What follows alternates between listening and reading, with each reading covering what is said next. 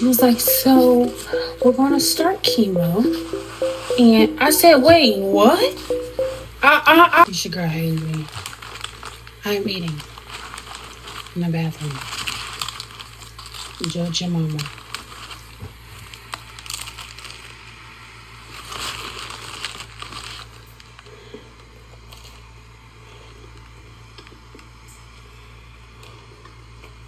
Why?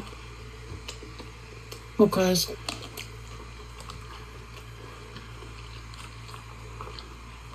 my nana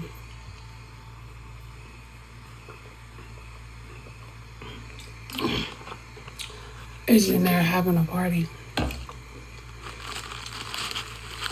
And I'm eating here. It's okay. I'm okay.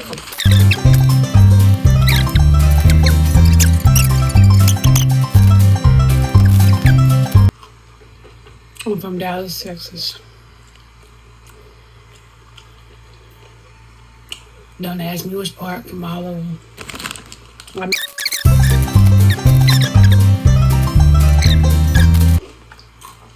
What do I do?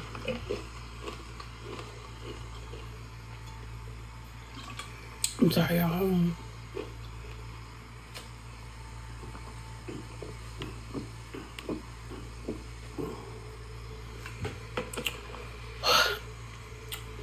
I might need another drink.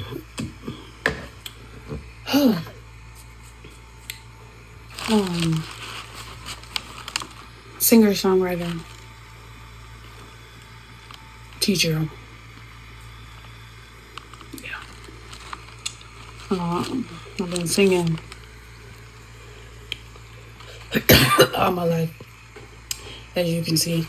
Once you see me on TV, by the way, my name is Haley B.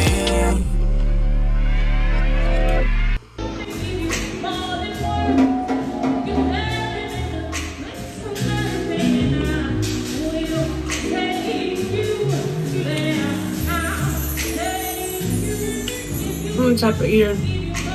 It did a bite, a crunch, and a drink. It's got water in it. Barely.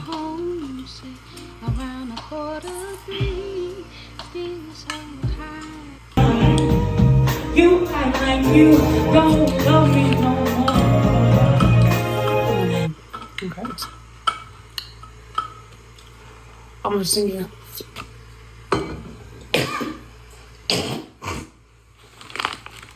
Songwriter that went off to school.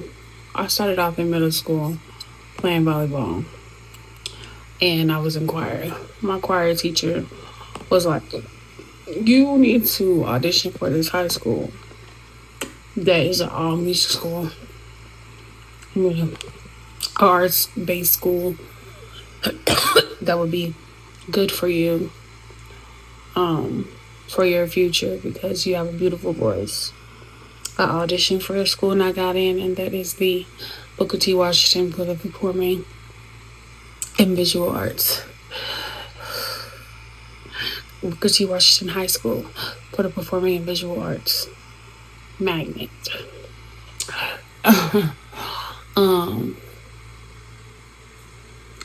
There I started my career professionally.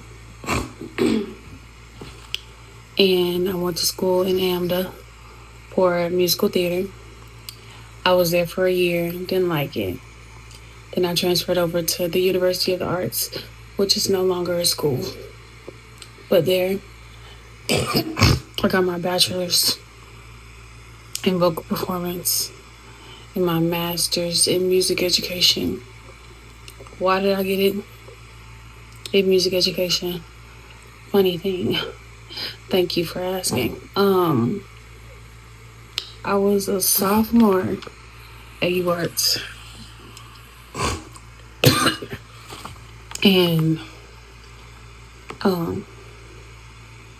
my professor was like, come teach this. I was in my theory class. And they was like, come up and teach this lesson. because it was like some students in there that wasn't getting what he was putting down. So I was like, look, y'all, da da da. He was like, come up here and teach it. He was like, you should apply for the music education program. You will be a great teacher. I did. And I got my master's.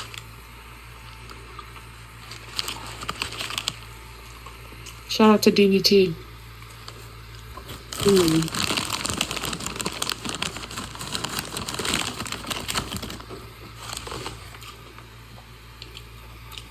And then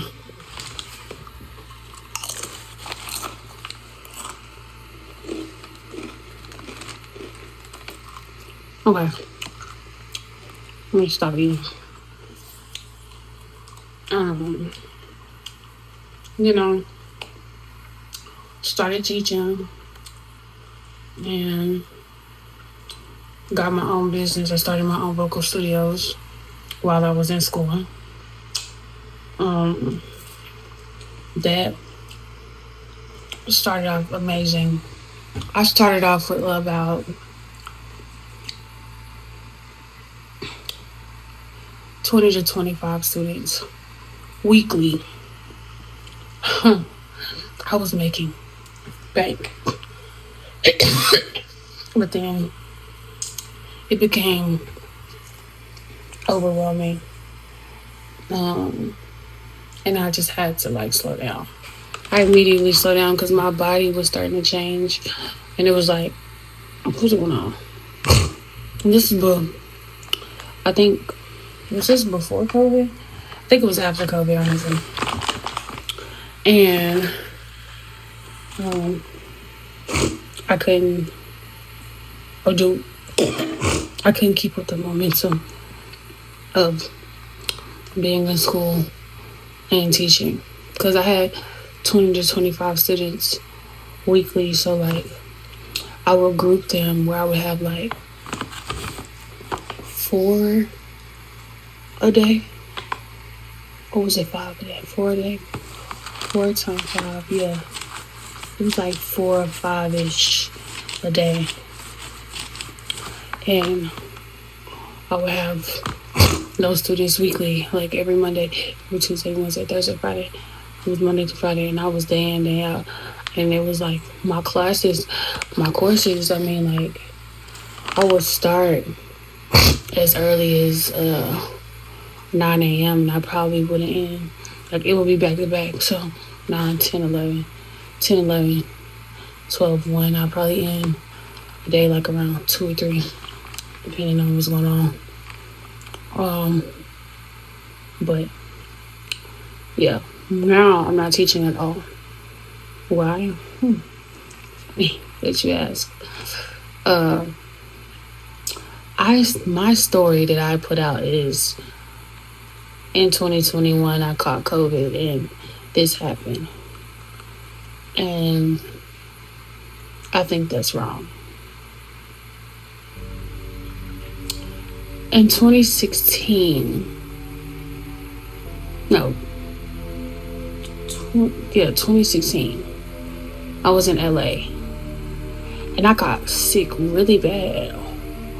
And I went to the doctor and they told me I had bronchitis.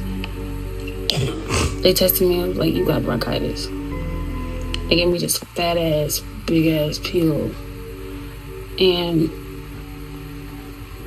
it was like everything went away. Cool. 2 years later, 2018 comes. I get sick again. I get another pill, or I get like some steroids, which is prednisone, which is like a high dosage. And they said it was like pneumonia, I think, or bronchitis. Like, you have asthma and bronchitis. I'm like, okay. I was sick for a long time. I was sick for like 2 weeks straight. I was sick for a long time in LA too.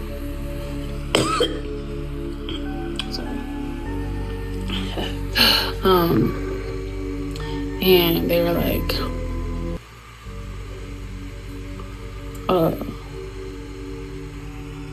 You just have bronchitis, or you have asthmatic, you have asthma. Cool. COVID hits. Called COVID. The worst time ever. But a little bit before COVID, I was getting like a cough. And then COVID happened, and I just had this cough.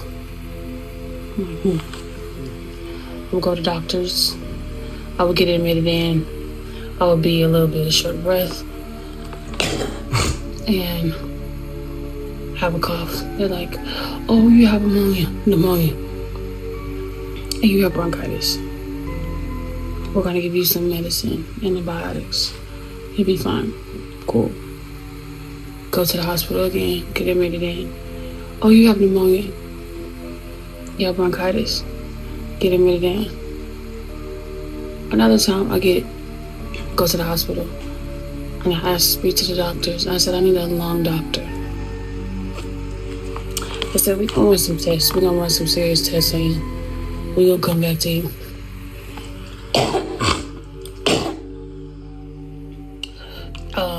I get a call from a doctor, and it's from a rheumatologist. Never heard of a rheumatologist ever, And this white lady, she comes in. Her name is Dr. Capone, and she comes in. I go to her office in Philly at UPenn, and she walks inside the room. She gets her little hand sanitizer. Goes, "How are you today?" "I'm good. How are you?" Great.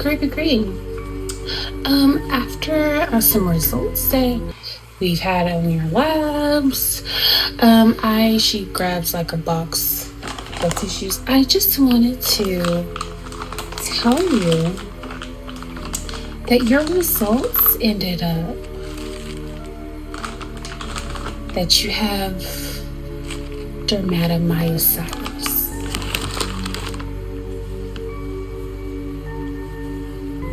Yeah.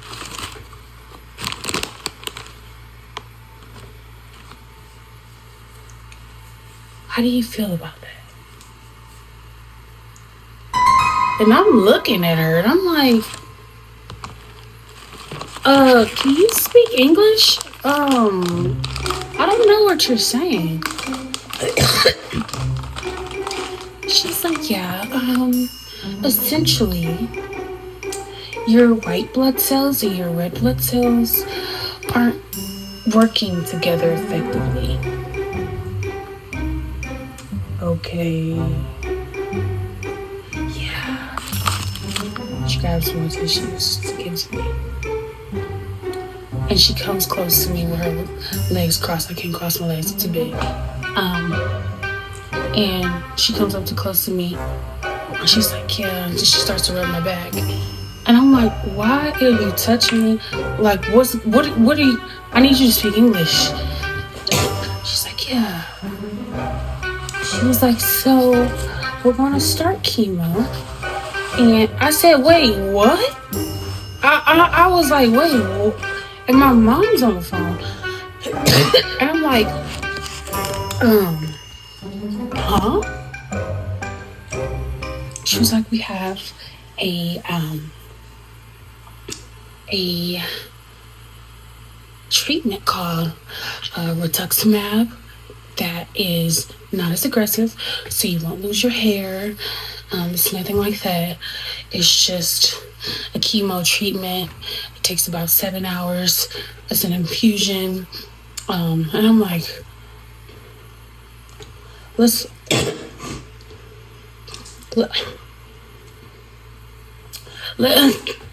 take this on down a notch. Talk to me like I'm 3.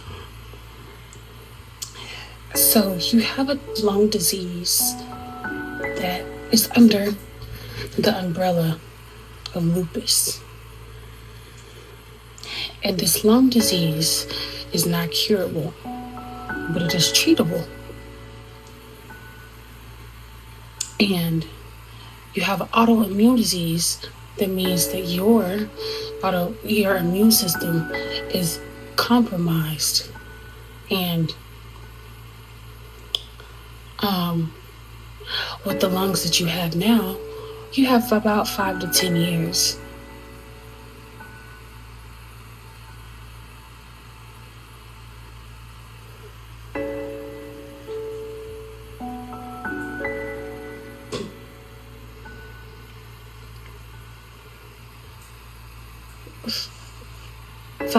Five to 10 years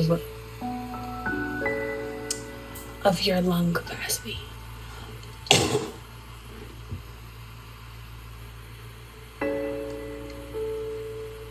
My mom's on the phone, and it was like she was weeping, and I was like,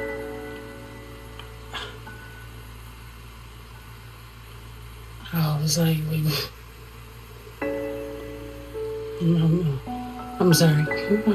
Come again. Let's say that one more time. So, and evidently,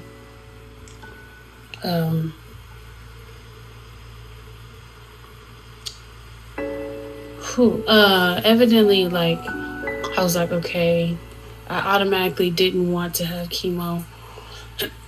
I didn't know what that meant. So that was like back in 2022. I didn't start taking treatments till late 2023 until things got progressively worse. And things weren't as this bad until I was like, okay, what is it that we have to do? And it was like, and they were like, you have to do the treatments. And I was like, okay. Granted, I wasn't taking my medicine as much as I was supposed to. I wasn't as frequent because it was all new to me. Like, I wasn't used to waking up in the morning, taking medications, making sure this medicine I take with food, this medicine, and without food, this medicine during the day, this medicine at night, this medicine in the morning, this medicine when you're tired, this medicine when you're nauseous. Like, it was a lot. And it was a lot of medications all at one time that I had to take. But the enemy is busy. Because it was so much negative things that it was just so much thrown at me at one time that I didn't know what to feel. And what's crazy is that year I had just got out of a relationship with my first love. So it was like, that year was already bad, and then that happened, and it was like, oh, okay. You know, yeah. So,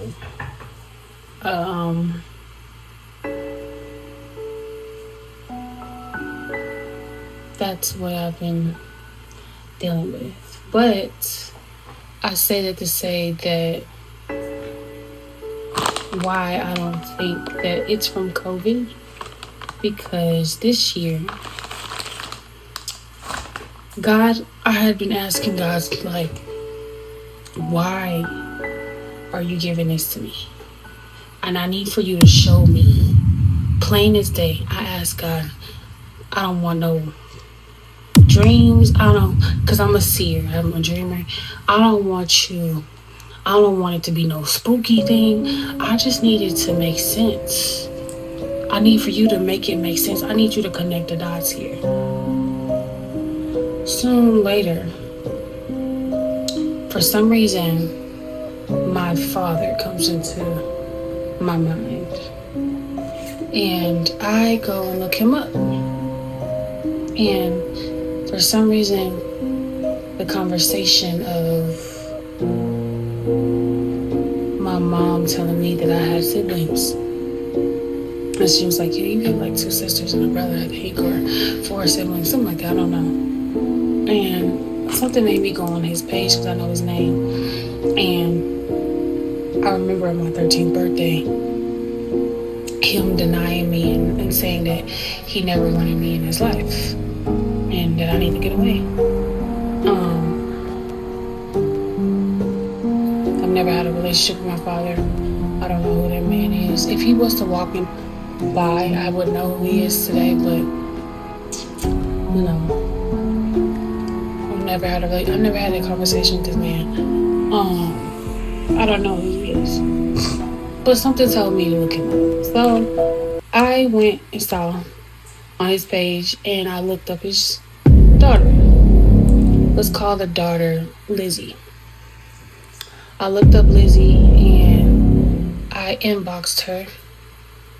No, I friended her first. I friended her on Facebook. I friended Lizzie. She friended me back like maybe a few days later.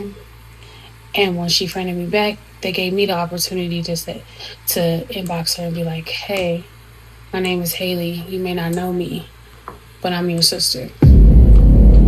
She inboxed me back and was like, "On which side? Hey girl, how do I know you?" Or, what I'm saying, "How you know your family?"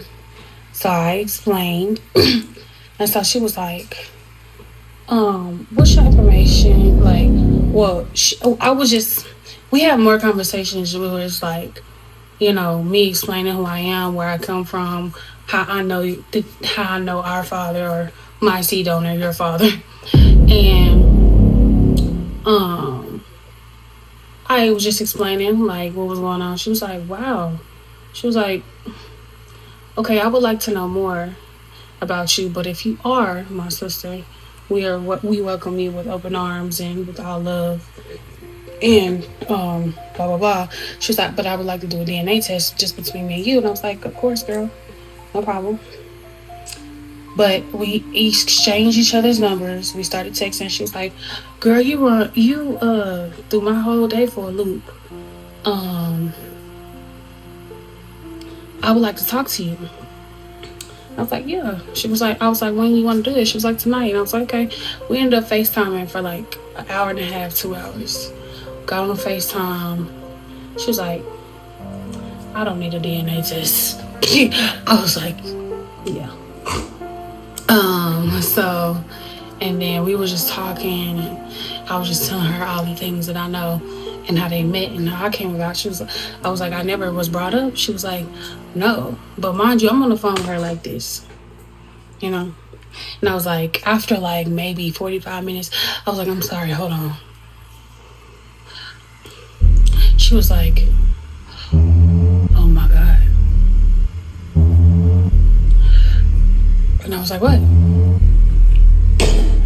And so after we talked about, the things before I showed her this, we were talking about what I knew and, past history and where I grew up and, me, her, what we do, how old she is. She's 3 years younger than me. No, 2 years younger than me.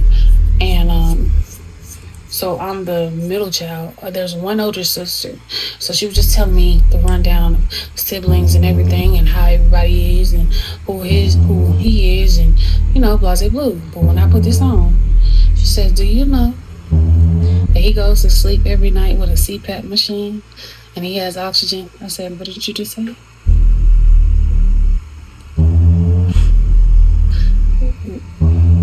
What did you just say?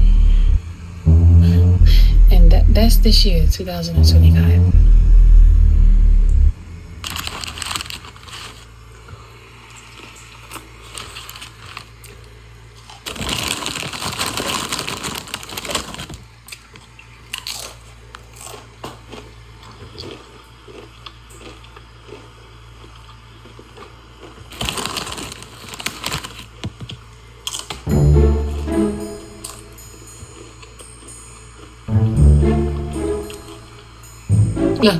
Yeah. So, mind you, we had that conversation. She even told me that she was pregnant at the time. What's crazy is she just had the baby like a week ago. Something like that. Maybe a week or two ago. And it's October. Uh, um, I told her that I was pregnant and I couldn't have my child because of my condition. They were telling me like the medications that I'm on was going to disform my child, and they didn't know if I was going to be able to live the full term of my pregnancy. So I was like, yeah, let's go ahead and take this out. Yeah, please. But honestly, I didn't make the decision. The doctors did. They were like, we have to because you are our patient and we have to. We look out for you, and my doctors don't play about me. Okay, period. Um, yeah. So after we had the conversation, it was like we were going back and forth a little bit about what DNA test we were gonna do. We was like, how much is this? How much is that? And I was like, honestly, we can get a free one at the doctor's office. You just go to your doctor, I go to mine, and see what we can do. Just let me know. He's like, okay. She's going to the doctor, and a lot of time came in between, and it would be like a month to go by. She's like, I haven't forgot about you, girl. I'm like, okay, girl, no problem. Just let me know. I'll love. Another month or two will go by.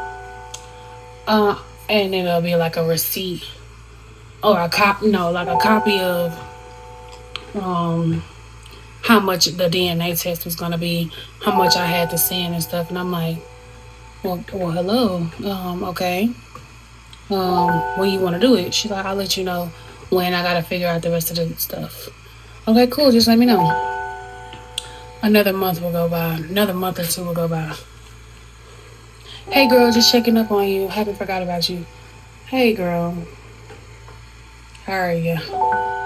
I'm good.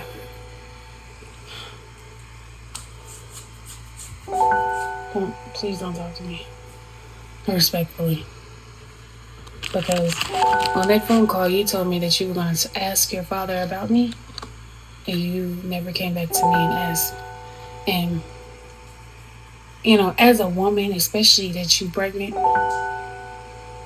the last thing you want for your child is your baby daddy to deny the kid that's inside of you, and your baby daddy not give you a dime, not help you at all, and then deny it as if he didn't lay down with you. And then after all these years, it's like the kid has built, of course, a bond with the father, and you went back to your father, and whatever the father tells you is like family over everything. You know what I'm saying? It's like that's my daddy. So if he say he don't want no parts, we don't want no parts, even if that is his part. Whatever. So, in other words, the Lord showed me what it was.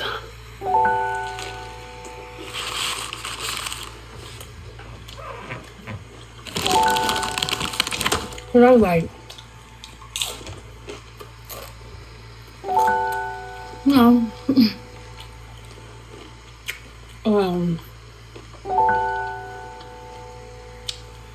It's because I was smoking.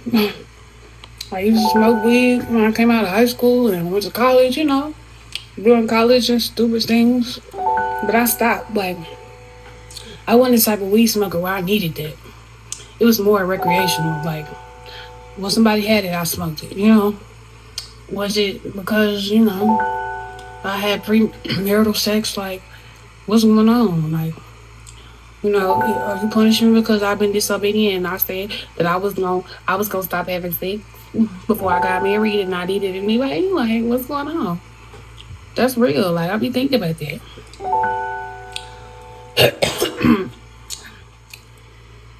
So it's like, I was like, give it to me plain, cause I'm a little cuckoo. Please let me know. Thanks.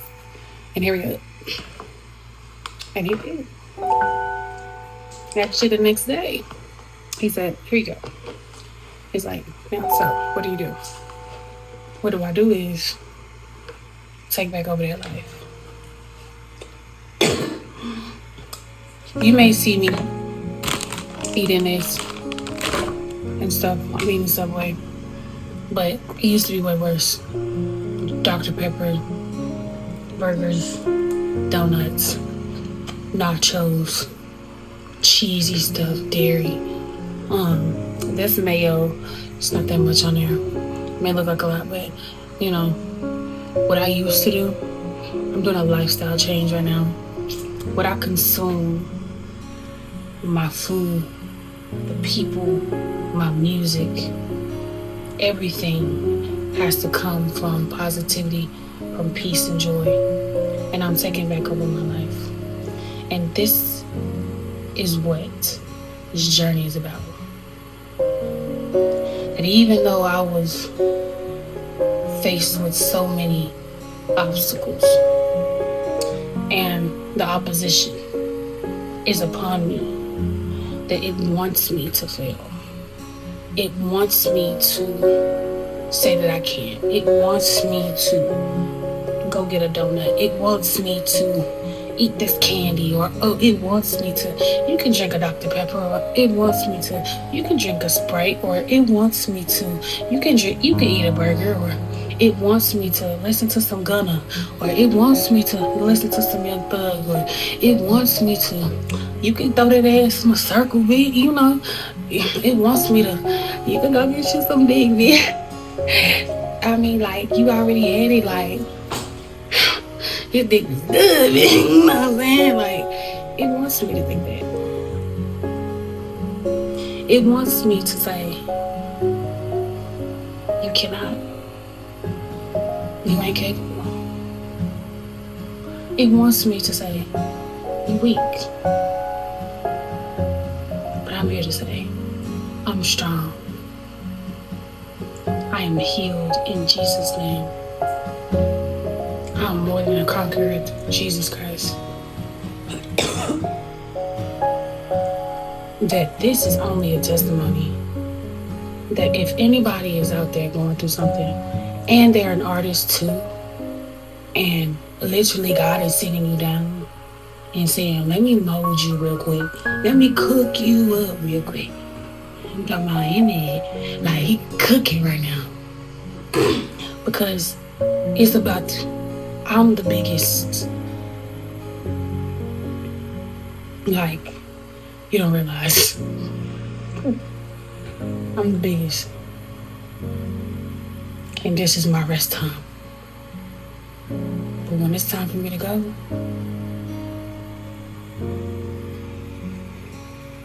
it's all God, I promise you.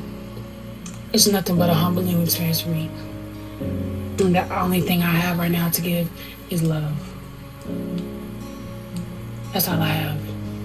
If you have hate for me, that's fine. I don't look at that. Love is what I give. Love is what I got.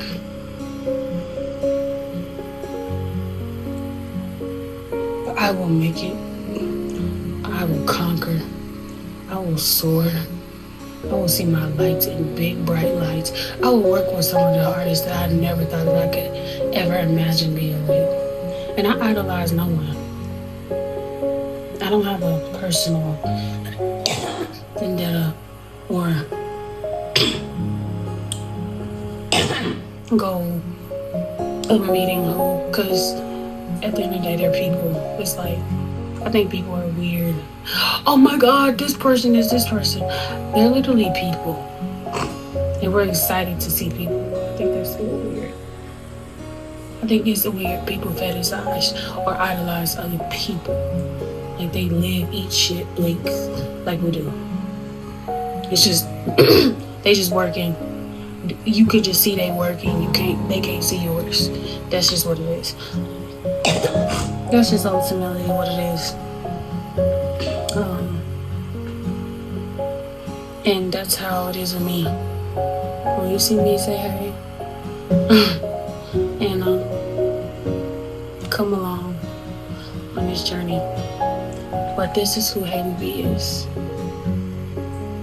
And yeah.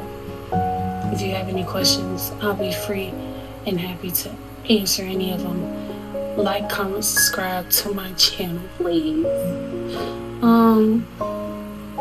And I'll be doing some videos with my family, with my friends, maybe some ex-boyfriends, and just kind of like give a different perspective on healing and processes and stuff like that. And comment some things that you want to see.